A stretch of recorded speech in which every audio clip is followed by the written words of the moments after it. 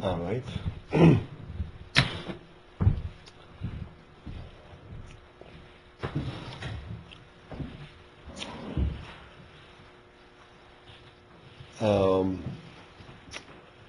We are now as close to Pessach as we can get in terms of our getting together. Therefore, we will talk about Pessach today.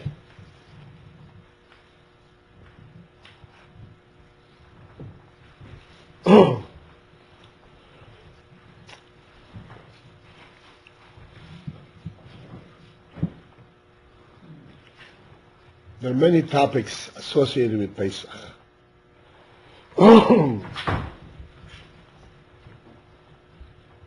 We will try to touch as much as we can. Excuse me. The first thing, Pessach, of course, is Yitzias Mitzrayim. When the Jewish people left Egypt, they came out of Mitzrayim.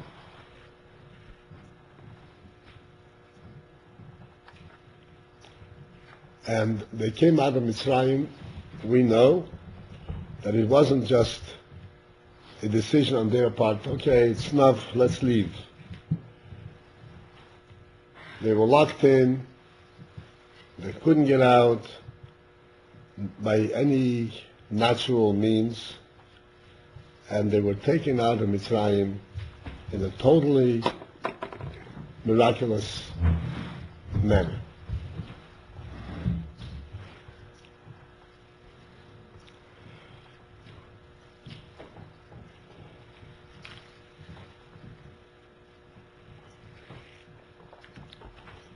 Now, granted that Hashem can perform miracles. Nobody doubts that. Granted? Granted? Granted means agreed. Let's accept that. Thank you for me. We're not that's that is not such a perplexing question. Hashem can make miracles. The question is, to make a miracle, there has to be a recipient. A recipient. You know what a recipient means? Vessel. Vessel. Vessel, like Someone that a receives. Like a what? A vessel. A vessel. A vessel. Somebody who receives who is the beneficiary of that miracle.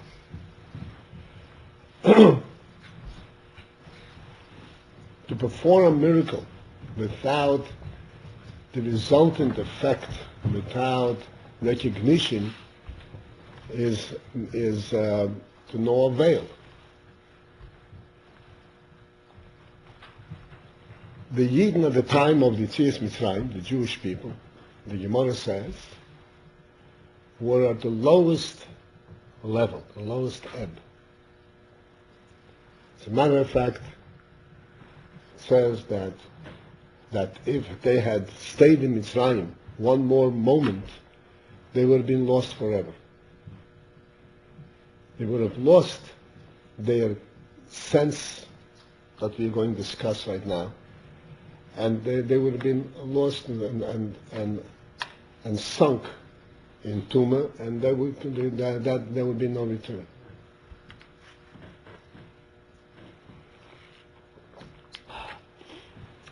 Which means that despite the fact that Eden was at such a low level, there was still something within them that enabled them to recognize and to relate and to accept the miracle and to follow Moshe out of Mitzrayim into the desert.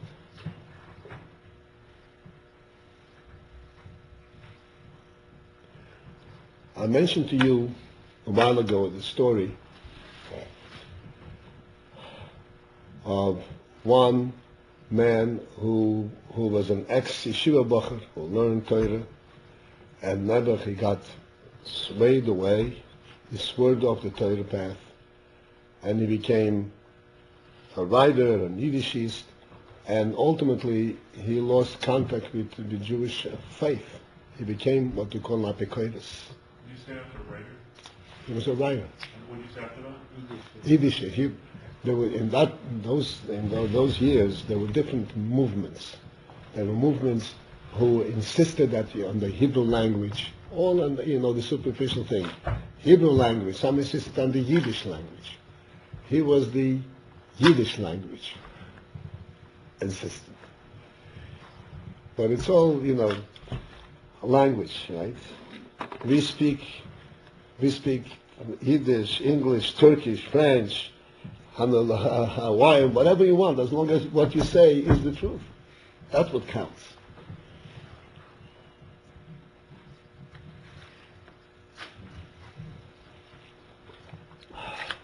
So this man, he was known by his pen name. Everybody knows what a pen name is? No. A pen name is a writer chooses for himself a name by which he's known as in the literary world, as a writer. A nickname. A nickname, sort of, right? Like Shalom Aleichem. You heard of Shalom Aleichem? Shalom Aleichem, his name wasn't Shalom Aleichem, but this was his pen name, Shalom Aleichem. Well, good Shabbos, right?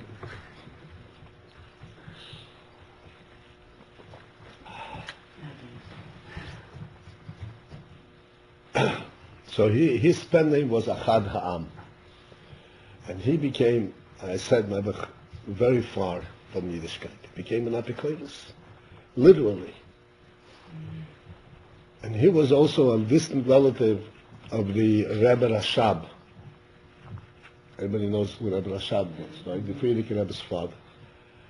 I mentioned the story not long ago, so I'm just going a little fast. And it happened that the Rebbe Rashab and this Achad Ha'am, his distant cousin, met. And they had a meeting and they spent some time together. After that meeting, they each had a chance to make a comment about the other.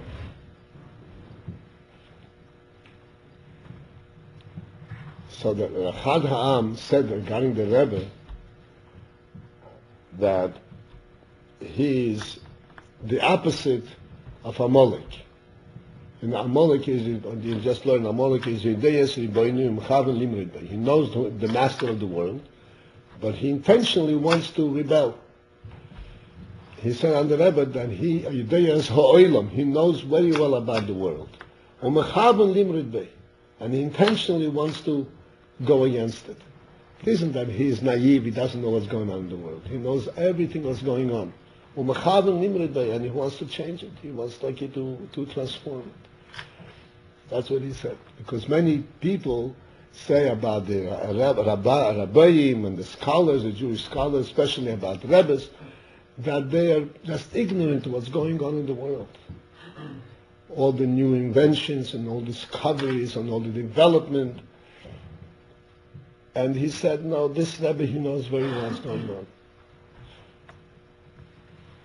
The Rebbe, his comment about Achad Ha'am was a shocking thing. The Rebbe said that if this man would be present at the time of Kriyas Yamsuf,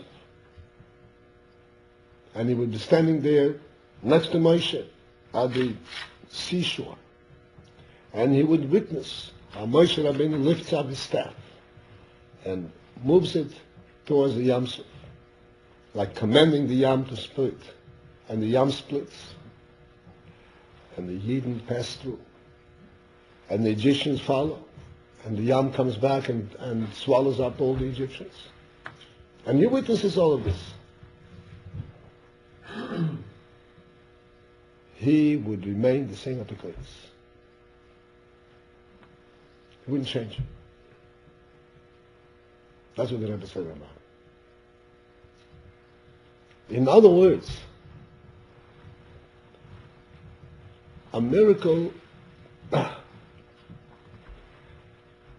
of the dynamism of Kriyas Yamsuf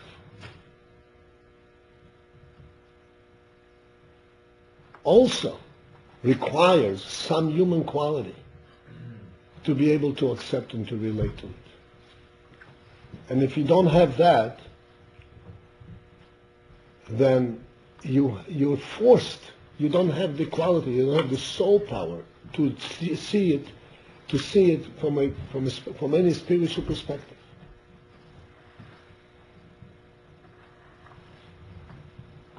And so to speak, the end, the very last argument that anyone who is intent on staying in the world would say, you know something, I really don't understand what happened, but I'm sure that there is something natural about it.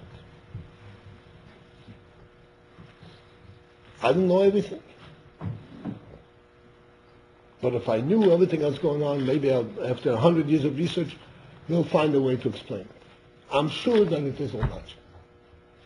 And that already cancels out the effect of the miracle. So that in order to receive a miracle, it is not instantaneously effective on its own. It's effective only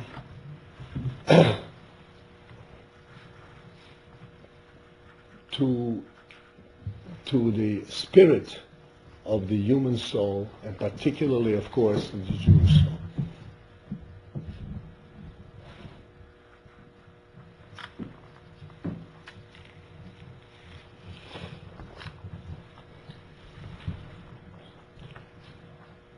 This is the topic, this is the essence that I want to focus in. And this is why the Yidden, at the time of Yetzias Mitzrayim, although they had sunk very low into the culture of Mitzrayim, and they lost much of their glitter, much of their purity, nevertheless, they were still capable to relate and to accept the miracle. As a result of which they were able to go out of Mitzrayim and follow Moshe into the desert.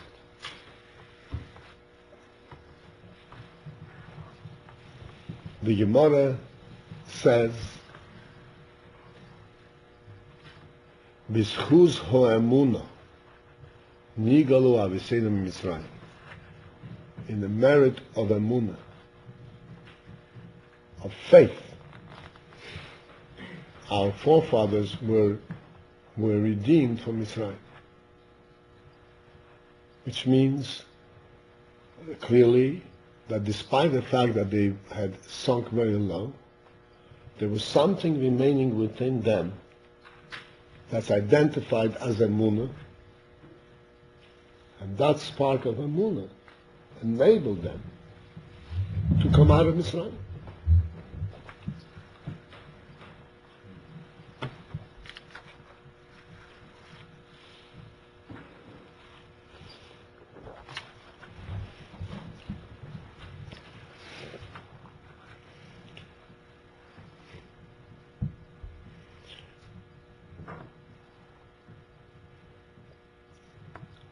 The principle that we have to focus in and understand in this phenomenon is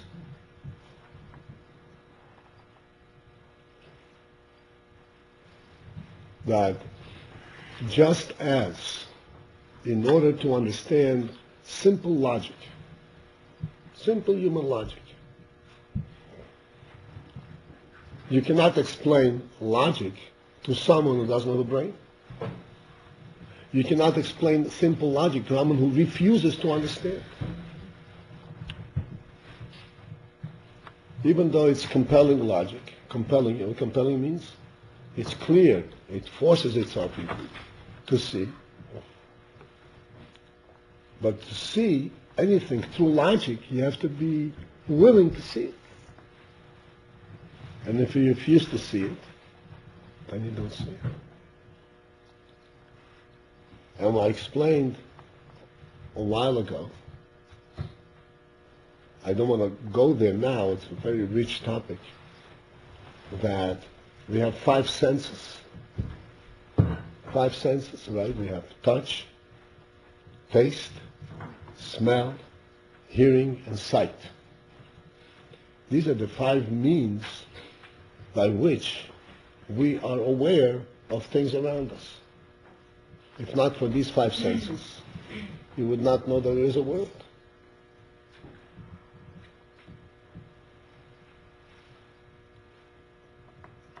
So all of these five senses, all four except for one, are there. They are there by direct contact, and therefore it's impossible to deny it. Say, for instance, touch. If my hand stops on this table, I can't say, no, there is no table here. I can't do it. There is no table, how come my hand stops? Or if I insist that there is no table, I'm going to hurt my hand. Because the table doesn't let me go through. I can't deny it. The same goes for taste, the same goes for smell, and the same goes for hearing. There's one sense which is the most sensitive and the supreme of all senses. And that's sight. And that one sensitive sense, as supreme and pure as it is, that one we can really deny. Correct. We can deny. I can close my eyes, say I don't see it. I don't see it. Because it doesn't touch me. It doesn't force itself on me. And therefore I can see, to see things at the level of sight, which means that you see the reality itself. Again, I want to limit the discussion on that.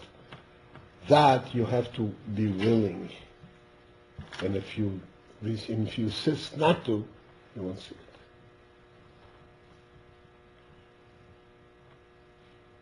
it. And it is possible even to see the world and limit your sight to that which the touch can confirm. Which again is not sight. Sight is greater than touch. So you're canceling out the effect of sight. Canceling out the richness that sight provides. That's the only thing that's possible to reject and to deny. You have to be willing and open your eyes. That's what the Rebbe says, open your eyes and see. With closed eyes you don't see. The only sense that you can naturally close is the eyes. You can't close anything else.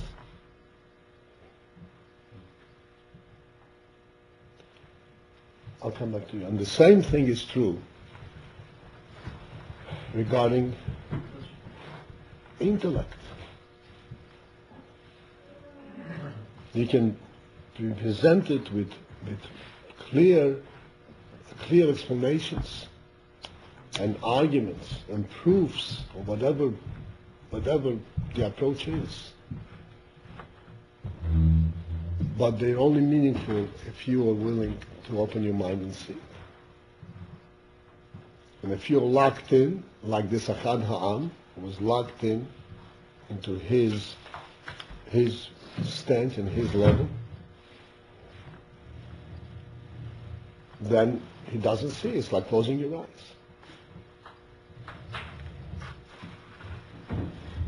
Yes? It's right that when the person sees something, the power of is looking in something is so strong that this becomes one with the person. So how is it possible to see something and deny this? I mean, for example, the halakha say that if you hear something, it's not sure, because through the hearing, we don't know. But through the seeing, surely it's true. So how is it possible to see something and even that deny?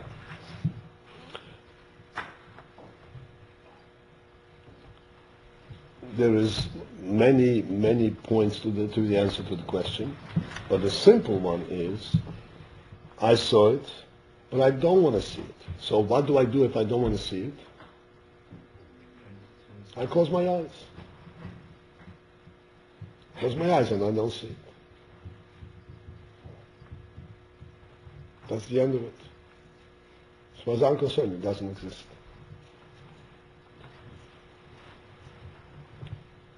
And the same thing, as I said, is intellectual perception. One has to be accepting, has to be willing to accept it. Otherwise, it is not.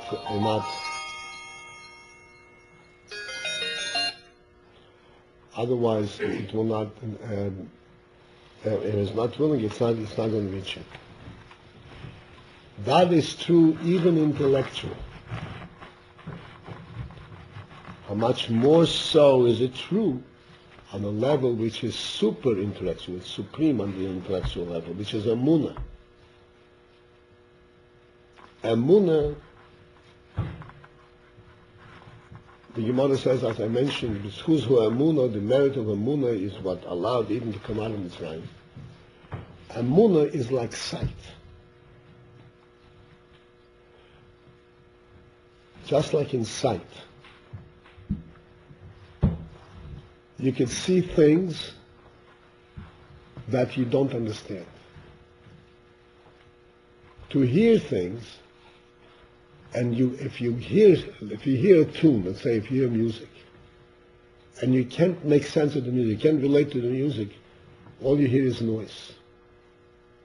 To someone else it may be a beautiful message, a beautiful tune, and to you it's just noise.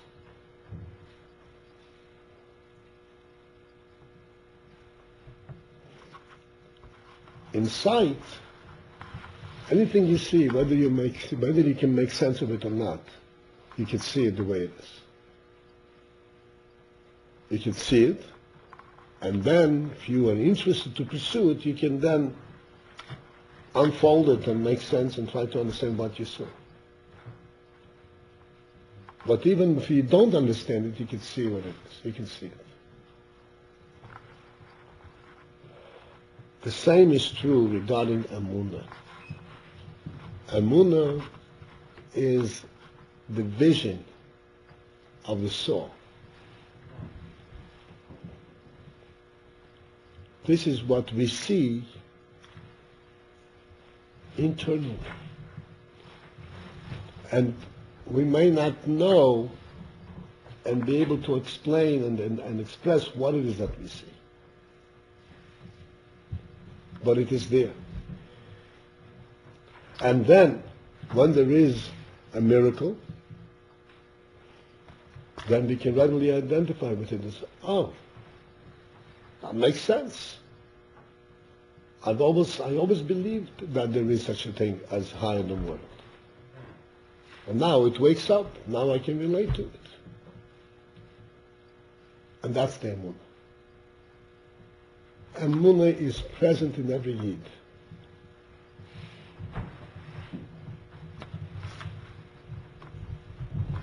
And sometimes it can be dormant. It can be hidden because he's not involved with it. He's involved in being aware only of the natural world.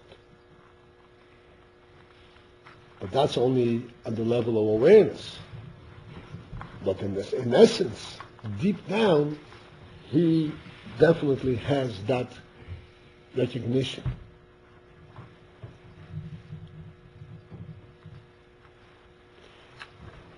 Which means, in effect,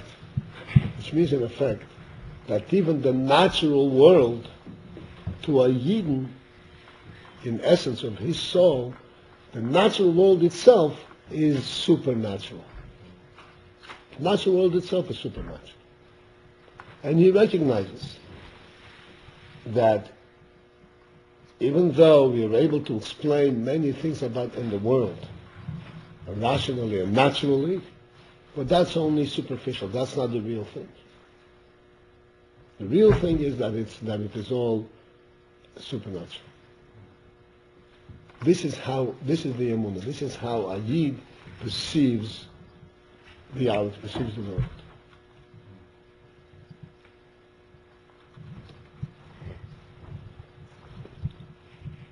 Mm-hmm. Question for you. So for a firm Yid, he's always living life from the 8th level. I'm sorry? For observant Yid, Yeah. he's always on that 8th level of life that we talked about, the 8th level, like the supernatural. He's always in his level of consciousness. That is his reality. That is the basis of his reality. I mean, he does not live on a supernatural level in terms of his actions. He eats. Doesn't say, I'm going to survive like Moshe survived on the mountain. He eats, sleeps, he works, he does all the things that need to be done. But at the same time, when he eats, he makes a bracha.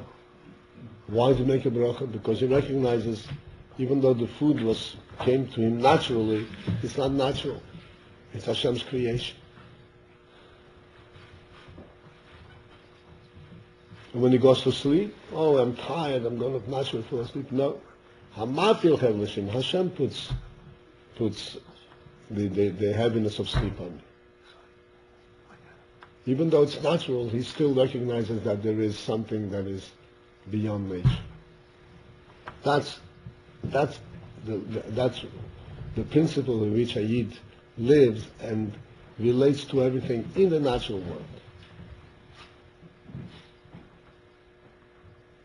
And because of that, because this is the essence of his soul, this is the essence of a Yid. This is why it was possible for Eden to come out of Mitzrayim. After having been sunk in the tomb of Mitzrayim.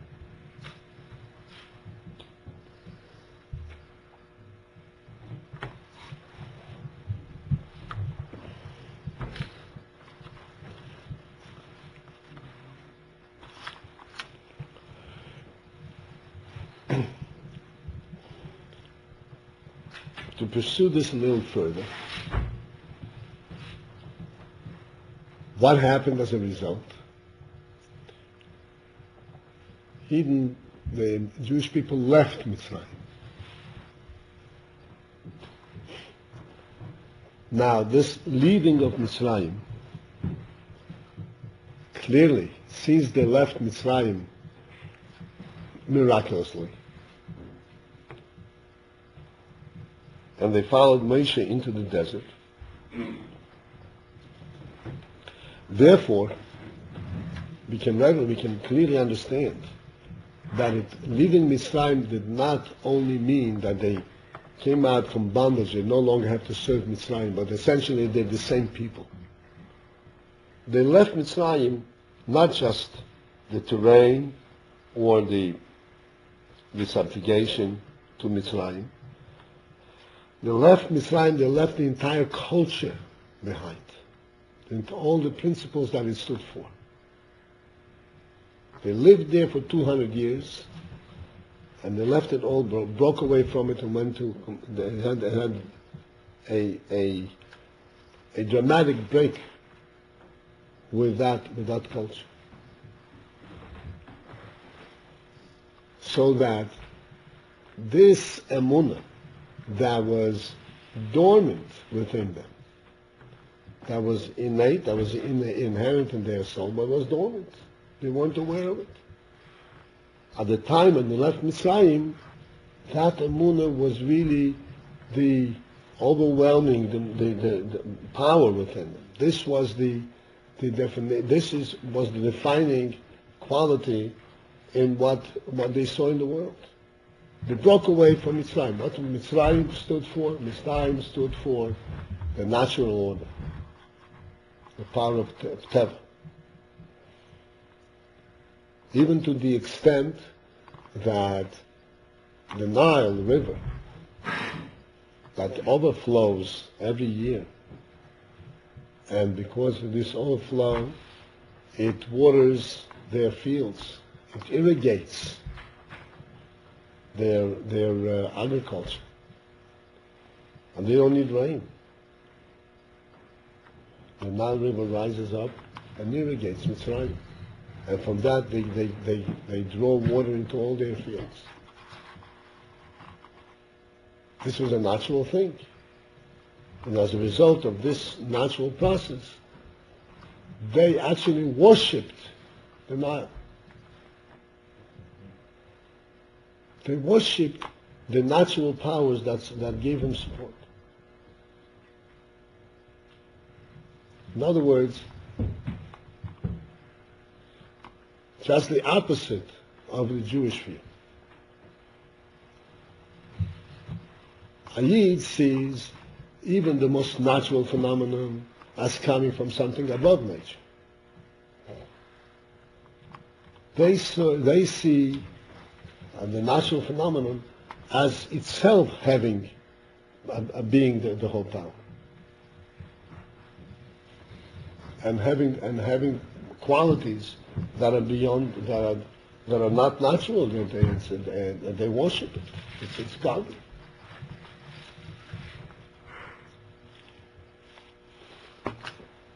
So Yidden, at the time of Yetzias Mitzrayim, because of the power of their emunah, they were able to break away from this and enter in a completely different perspective, different view of life.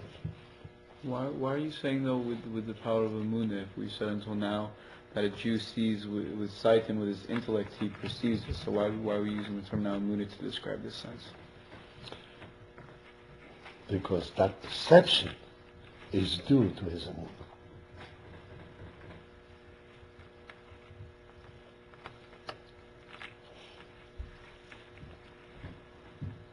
When we say that a person has to have his mind open in order to be able to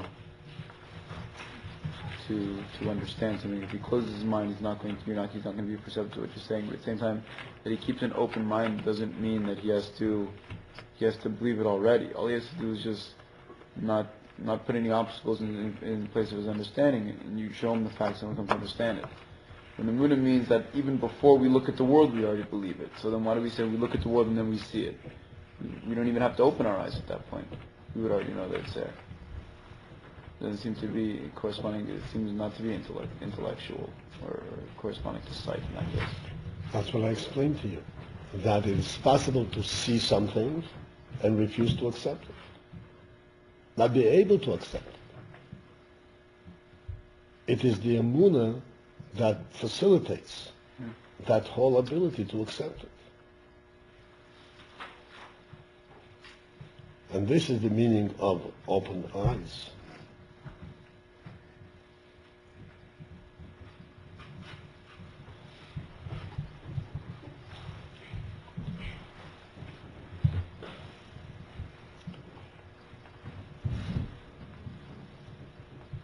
Clearly, each statement that we're making today could be, could be discussed for hours. To go through inclusively to this inyan. I want to go through this inyan of Yetzias Mitzrayim and then translate it and bring it back to ourselves, so that when we come to Pessach, we know what opportunity it is for us.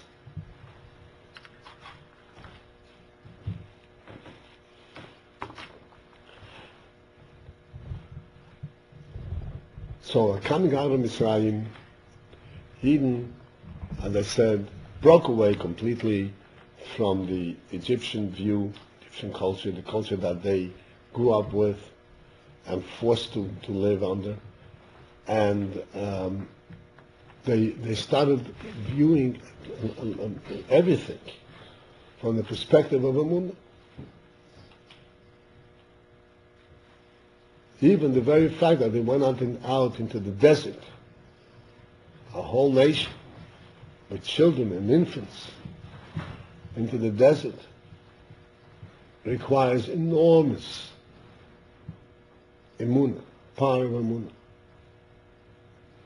enormous conviction that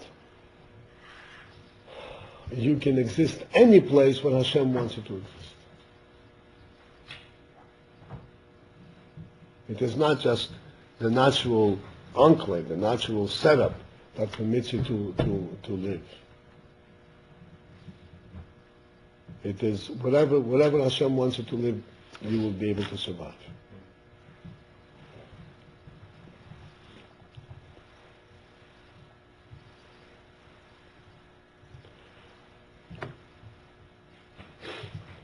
Subsequently,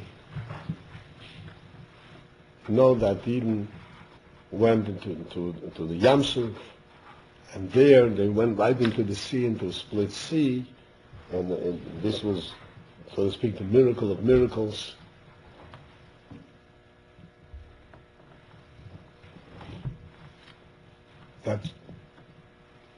That shook up the whole world at that time. And like we pointed out, that even that miracle, it is possible for someone standing by there and watching it happen not to accept it.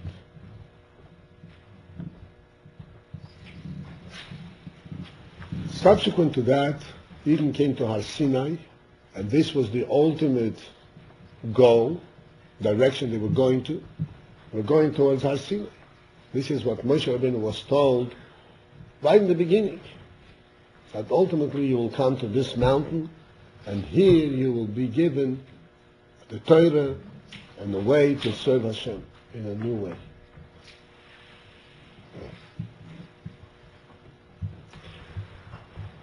And what was received at Har Sinai? The whole Torah, but the actual receipt at the time was the Aseret HaDibros. The Aseret HaDibros actually is a microcosm and contained the whole Torah in it. And then afterwards it was all defined to them in more detail. The Aseret HaDibros. The Aseret HaDibros, the first Dibur, the Aseret HaDibros is, Onoichi Hashem Elokecho Asher Yitzicha Me'eretz Mitzrayim. That's how the Aseret HaDibros begin. This is how Hashem introduces himself to the Jewish people. Who am I? I am the one who took you out of land Mitzrayim. You're God who took you out of Mitzrayim.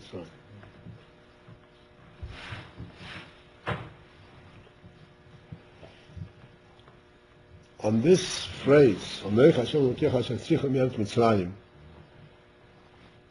can imagine there is reams of Torah to explain these words.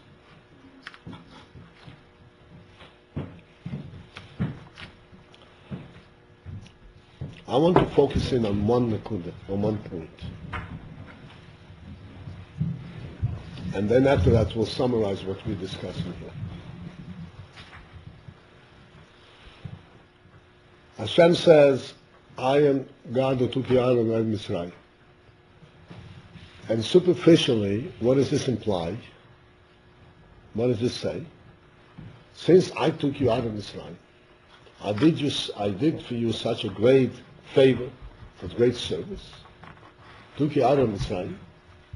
Therefore, you owe it to me to accept my rules, my laws.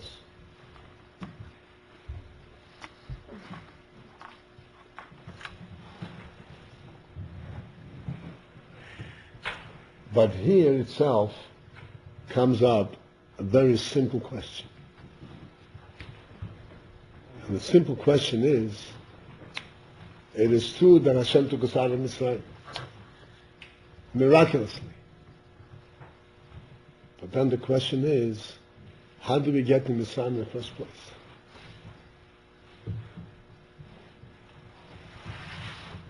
Who brought us to Mitzrayim? Who brought us into Mitzrayim? Hashem. Hashem brought us to Mitzrayim. So he brought us to Mitzrayim, and then he takes us out of Mitzrayim and says, oh, thank you for taking out of Mitzrayim. What is this all about? The unification, because they have no, can't feel it. I'm sorry, say again? It's like more style. Like it's not like when a person comes to you, you see a person and say, "Hi, hello, how are you doing?" You see a person in front of you. He's nowhere. He's no one. Nobody can see him. Nobody can touch him. Nobody can perceive him. So he's explaining, who am I? What am I? Right, but so why is he introducing himself that way? He could say, I am God who created the world. Which is a greater feat than taking out of Israel. Because there is no person, there is no special relation to you or to your country or nothing that is unique or a reason to connect between. So what is the connection? The connection is, I'm so great that I took you out of Israel. I did something for you, so there is a special bond.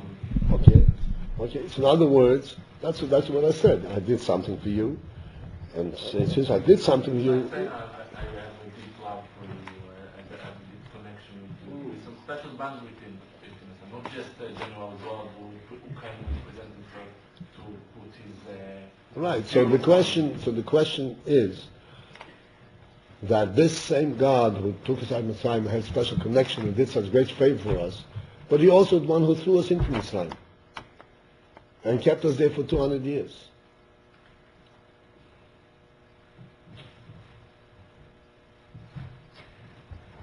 So thank you very much, right? What's going on? There is a reason.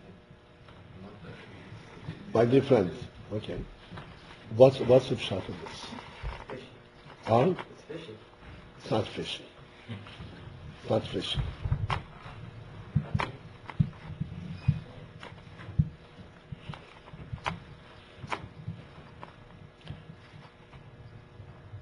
The principle in this is as follows.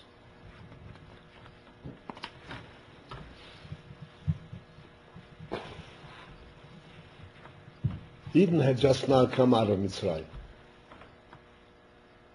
Mitzrayim was a nation. They had their national culture, their natural principles. And what they stood for, Mitzrayim. What gave them their national identification? How did they become a nation? They became a nation through a natural process. There was a man called Mitzrayim. Did you know that? There was a man called Mitzrayim. Mitzrayim was a man. Chom had a son. Mitzrayim. Excuse me, Rabbi. Adam, son of who was Mizraim? Chom. Okay. Noach had three sons, Shem, Chom, and Yafes. Uh-huh. And Chom had a son Mitzrayim. Okay. So the Egyptians were from Chom. Yeah. The original Egyptians were from Chom. Kush and Mitzrayim were Futuch Nor. Okay. So Chom had a son Mitzrayim. And Mitzrayim settled in that Egyptian peninsula. And then they had offspring, and they had more offspring, and became, and that nation developed in that land. That became, and since they lived together for many years, they became, had a unique, so to speak, unique culture, a unique language that was their culture. That's how that country, that nation developed. The same thing goes for Canaan. You know, in Eden, when we were going to Eretz Canaan, Canaan was also one of the sons of Chom, and they settled in the soil area, in Eretz Canaan. Also, they developed into a nation as a result of them living there together for many years. This national development is true regarding every nation in the world. What gives it a natural culture, a natural identification? It is the fact that they lived in a certain land together for many years, and that gives it a unique quality, a unique nature, a unique culture. And that identifies them as a nation. The Jewish people are the one exception to this whole rule. Jewish people did not acquire their national identification through a natural process. When Yankee Rabbeinu came to Mitzrayim, there was a little group, a beginning of a nation, 70 nefoshes, 70 people, like the root of a nation. And if Yankee would have continued to live in Eretz Canaan and separately, on a separate land, it could have very well developed as a nation, like all other nations, in a natural way. But that wasn't what happened. What happened was Yankee came to Mitzrayim, and his offspring and that little nation dissipated, became no more a nation. They integrated with the Mitzrayim. They became part of the Egyptian culture.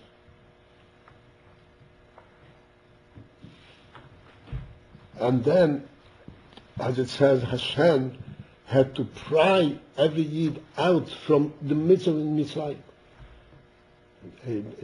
Loich mikerav goy, goy mikerav goy. The Yidden were integrated, part of the Egyptian nation, and Hashem had to pry each Yid separately out of there and say, you don't belong here, you don't belong here, you don't belong here.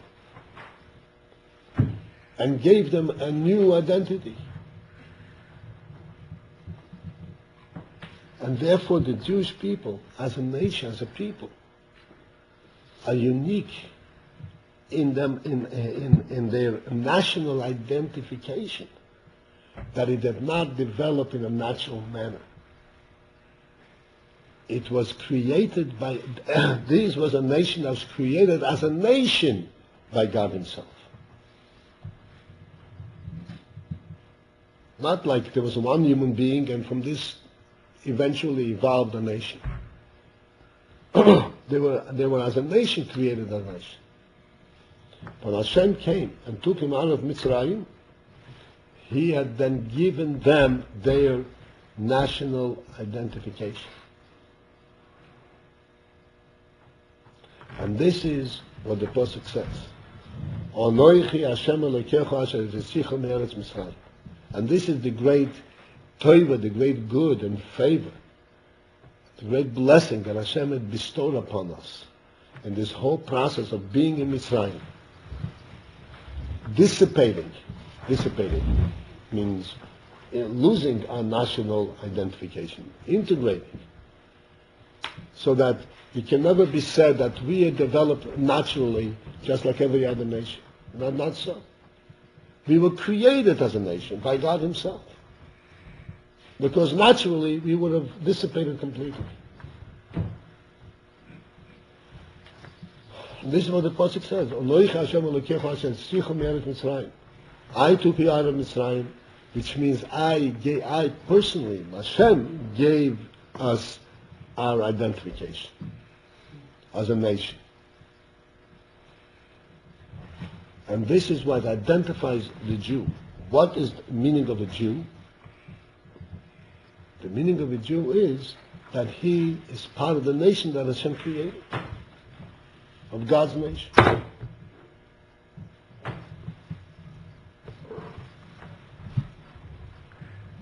He's not a member of the world.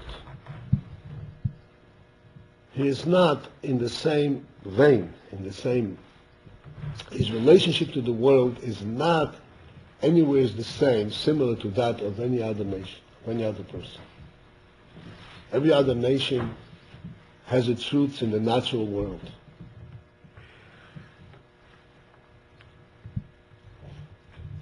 And we say, how did it become a nation? Oh, this is how it happened. Not our nation. Our root, we go back to Mitzias Mitzrayim, to the godly creation. And what is a Jew? What is a Jew? A Yid, like the Gemara says in the time of the Purim miracle. What is a Yid? A Yid is the one who believes in God. That's the definition of a Yid. Who believes in God.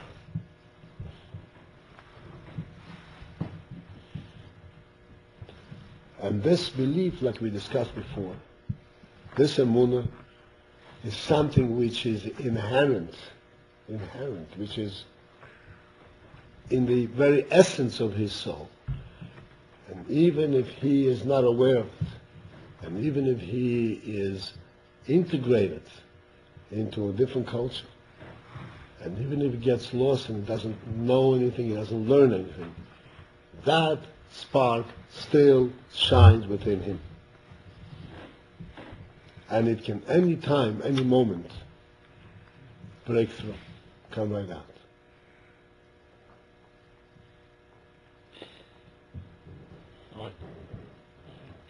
Buddha only can wake up or rouse for knowledge or for other reason. I don't ask for Metzoirah Nefesh. For Metzoirah Nefesh, we know that it's very example the Jewish we give the life. We gave up, for his life, or in any case, don't bound for the idolship. But for other reason, it's always through knowledge. That is acknowledgement. Well, emunah comes out, it is touched in many, under many circumstances. The most common circumstance, the most common situation is when a Yid becomes involved, so to speak, in the world to such a degree where he begins to feel this is not reality. This is not real. This is not what I thought it is.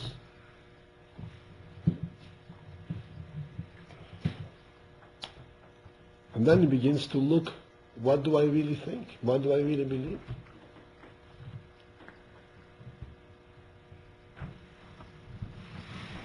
The Gemara says about this world. Gemara says about this world that a person can never be satisfied from things in this world. I speak about this from time to time, right? One can never be satisfied. And the Gemara says if he has 100, he wants 200. He has 200, he wants 400. He has 400, he wants 800. He's never satisfied. What is the meaning of this dissatisfaction? The meaning of this dissatisfaction is different than when a person is not satisfied with his ruchnistic state.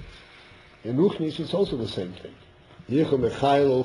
Most the person learns, he wants more and more and more. And what's the difference between that and that? The answer is like this. The difference is this. When a person has 100 and he immediately wants 200, the reason that he wants 200 is not that he recognizes 100 is so good, I'd like more of the same. That's not the way it is. He recognizes that 100 is nothing. It doesn't do anything for me. I thought it would give me a certain sense of reality, a certain sense of well-being. It doesn't. Maybe 200 will do it. Then he gets to 200, and he sees 200 doesn't do it either. It's nothing. 400 will do it. 400, it's nothing. 800, that's for sure. That's going to do it. He gets to 800, he realizes that also doesn't do it. And you know what doesn't do it? 1 billion doesn't do it. Not 800. People who are billionaires are not satisfied with what they have. Because it doesn't really touch the soul. It doesn't have the real thing that a person is looking for. And you can't exchange it for anything. In Torah, in Ruchnis, it's a different concept. When the person is not satisfied, or not that he's not satisfied, he wants more, it's not that he's not satisfied. He is so impressed and he is so delighted by what he has, that he realizes he wants more. He wants to go higher. Not that he says, oh, this is nothing, and I want something that will be something. No, that's for sure. So if you want, where is the Emunah command? Where is the union, the soul quality of the Yid comes out? At the moment when he begins to sense, to see that his pursuit of the world is not what he's really looking for. It doesn't satisfy his soul. It's not what he thought. He thought he would get this, he would get 800, he'd get 1,000, he'd be satisfied. He'd be some kind of a internal and deep satisfaction, meaning in life will come. He finds out that it doesn't do anything for him. That's when he starts looking for the real thing. An amazing thing is, this Yid, and I'm sure you know many, I know many. This Yid who was lost in the worldly culture, whichever culture, with the Egyptian culture, American culture, French culture, Russian culture, makes no difference. Anything that is based, that is natural and worldly based. And he was able to satisfy every one of his whims, able to do anything he wanted. And he was constantly unhappy. And the minute he comes in contact with Yiddishkeit, that very moment, before he even learned anything about it, he immediately feels, that's what I'm looking for. This makes sense.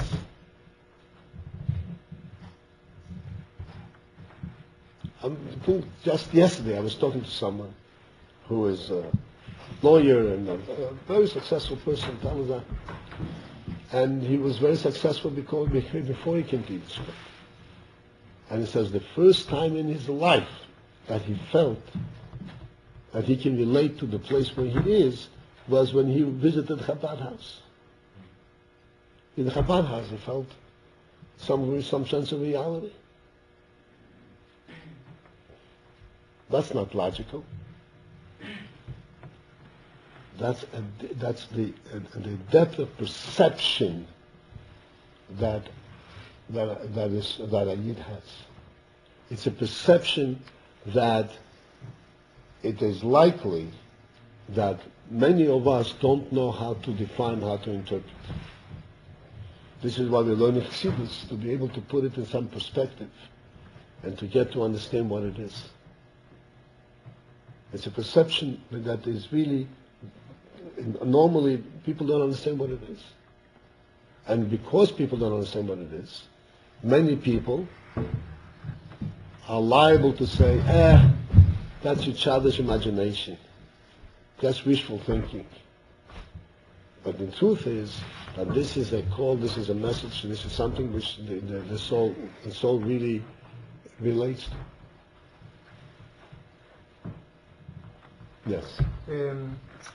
I can understand when you say if you have 100, you want 2, and all this, because the money actually is nothing. It's paper without value. But when the person gets the stuff which he can get with money, he really didn't enjoy this. It's not possible to enjoy the something. Same thing.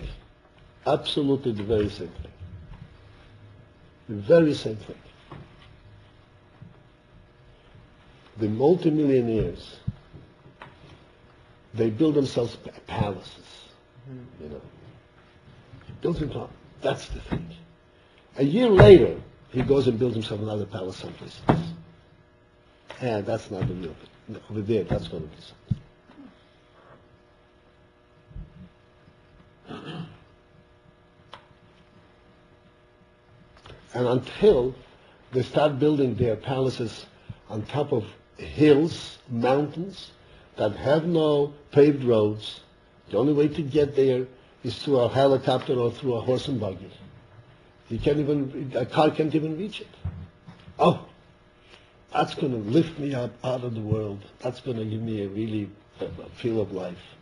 Sounds like a drug addict. I'm sorry? Sounds like a drug addict. A drug addict? I mean, it sounds like a drug addict. No, not a drug addict. No, people who look for peace of mind. They go away into no man's land. That's very common. Even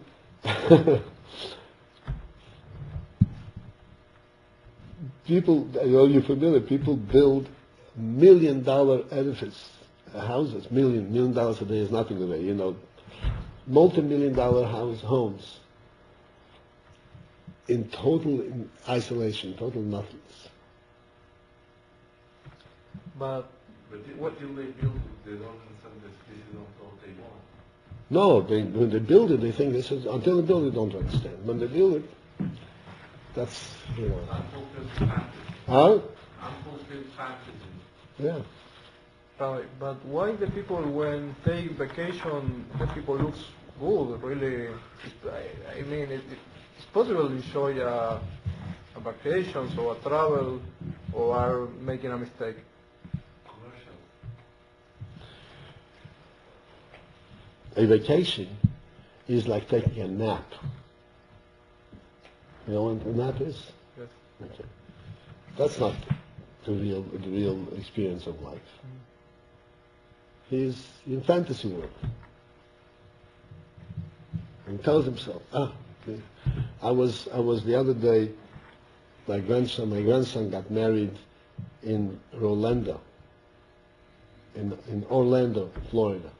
Orlando is the place of all the Disney World and all that Mishigas. And I was driving through the city, and I see these balloons, bigger than life balloons, a house size of a balloon. And then, so I said to myself, this is fantasy world. Fantasy world.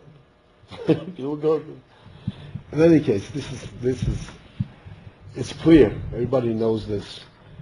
As a matter of fact, there was a man. I mentioned it also here some time ago. There was a man known as Howard Hughes. I don't know how many of you know about him. You probably heard of Howard Hughes. No? It doesn't sound familiar, but if you may be. No kidding. Howard Hughes, literally, one man, was the wealthiest man in the world. The wealthiest man in the world. He was an engineer, obviously a very good engineer. There is a Hughes aircraft company. Hughes Aircraft. They produce aircraft. And it was his company. The company is still in existence today? What? Hughes Aircraft. It was a public company. It was he was a multi-billionaire in those years. Today $1 billion is not, he was really crazy wealthy. The wealthiest man in the world. This man didn't sleep 2 consecutive nights in the same place. He has an entourage, he had an army walking around with him. He flew in his helicopter from one place to another. He didn't sleep in two nights in the same place. So I remember when he died, the Rebbe even spoke about him. Because this was an anomaly. It's like a man, such wealth, he could have been the blessed, could have had a blessed life. But he had absolutely no knowledge what life is. His life consisted of his wealth, and he was the most miserable person in the world. He didn't have a peace of mind. He couldn't sleep 2 nights in the same place.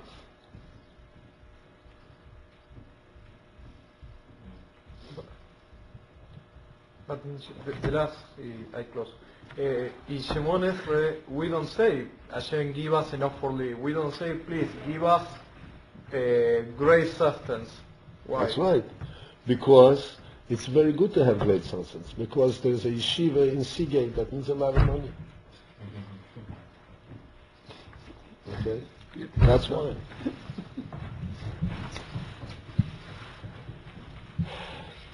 I want to close with the following thing. I want to bring it back to ourselves. We are coming now to Pessach. You all know, sure you learned that when a Yom Tov comes around, that is not just to remember what happened 3,000 years ago. This is something which repeats itself when the cycle comes around. In other words, each Pesach is another opportunity to come out of Mitzrayim. Each one of us has a little connection to Mitzrayim.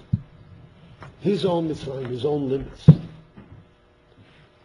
And Pesach is the opportunity to break away from those limits and go out, so to speak, into the desert, which means go out into the world that is only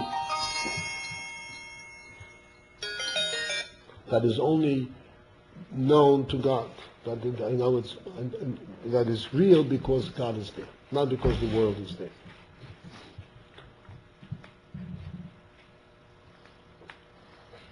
Everyone has the ability to relate to this principle. You have to then take this principle into an intellectual definition, intellectual understanding, and decide each one for themselves in what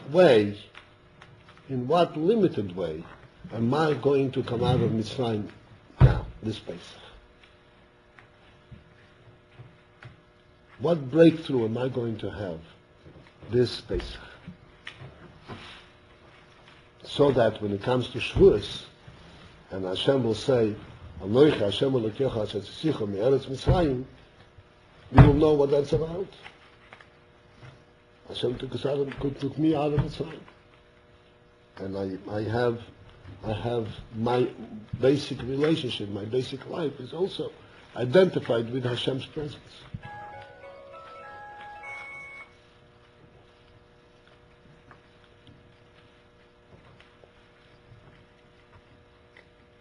Pesach is the time for each one of us to reflect, and get in touch with our emunah, with our perception and recognition of the truth beyond rationale, beyond the obvious culture. This is a conflict that goes on in everyone's mind. On one hand, I see such a great truth and such a glorious reality, and then I open my eyes and I can't put it together. I can't merge the two. So there is a moment where we say, I don't need to merge it. I don't need to explain it. I need to know what does Hashem want from me. A little bit. Everybody has to come out of Mitzrayim a little bit. Every Pesach. Break away from our natural inclination. Break away from a little bit from our own natural preferences, from our own egos. And rely on Hashem, that Hashem will carry us through. I don't need my ego to give me support. Hashem will carry me through. You don't have to worry. Nobody's going to take advantage of me. Hashem will carry me through. It's not, and I don't mean in a manner that you can't relate to. You have to define to yourself certain aspects to break through. And Hashem will take you out of the sun, will help you come out.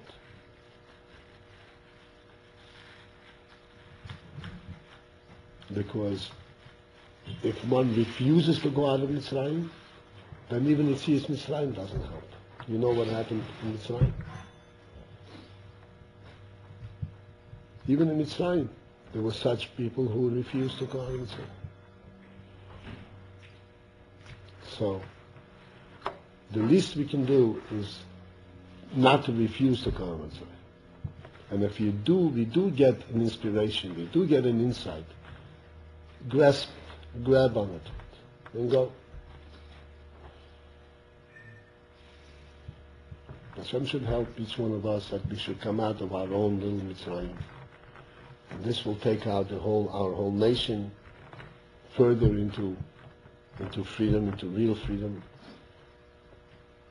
And ultimately, we know that all Geulas ultimately lead to the Geula Shlema with Mashiach. So we should all have a kosher nafel from Pessach. And when we can be again, we'll be out with Mashiach already. Right. So,